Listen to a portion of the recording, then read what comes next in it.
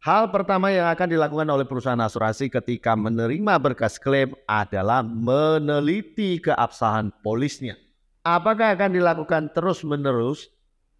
Yes, setiap kali menerima klaim pertama, klaim kedua, klaim ketiga, maka perusahaan asuransi akan meneliti keabsahan polisnya.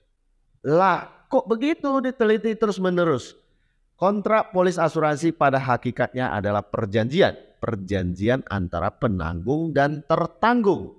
Jikalau perjanjian biasa merujuk kepada pasal 1320 KUH Perdata, adanya kesepakatan, pihak yang berjanji cakap secara hukum, adanya objek yang diperjanjikan, dan karena sebab yang sah atau halal. Maka kontrak polis asuransi agak unik. Bukan saja harus memenuhi unsur 1320 KUH Perdata, ada tambahannya yaitu Kitab Undang-Undang Hukum Dagang pasal 250 dan 251. 250 KUHD terkait dengan perusahaan asuransi tidak punya kewajiban untuk membayar klaim manakala penanggung mendapati bahwa orang yang mengasuransikan tersebut tidak mempunyai kepentingan atas objek atau orang yang diasuransikan. Artinya tidak punya insurable interest.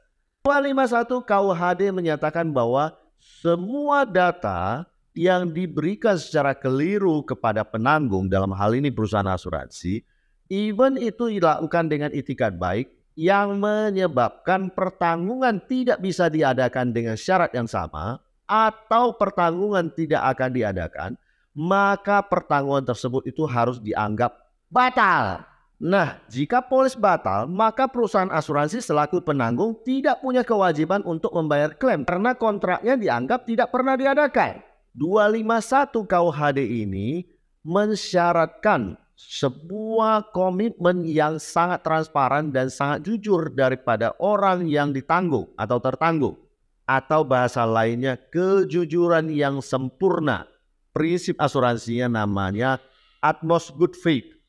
Sebenarnya prinsip utmost good faith ini harus diterapkan pada dua sisi. Bukan hanya pada tertanggung saja, namun juga kepada penanggung perusahaan asuransi. Perusahaan asuransi sebenarnya punya kewajiban lewat agennya untuk menyampaikan setransparan mungkin terkait dengan hal ini. Bahkan sebenarnya pada prakteknya harus mengulang-ulang mengingatkan kepada seorang calon tertanggung. Seringkali calon tertanggung tidak punya pengetahuan asuransi yang baik. Perhatikan poin 250 dan 251 KUHD jika Anda ingin memiliki polis asuransi. Jangan asal beli, dan perusahaan asuransi lewat agennya punya kewajiban untuk mengingatkan terus-menerus kepada seorang calon tertanggung yang mau beli asuransi mengenai pasal ini.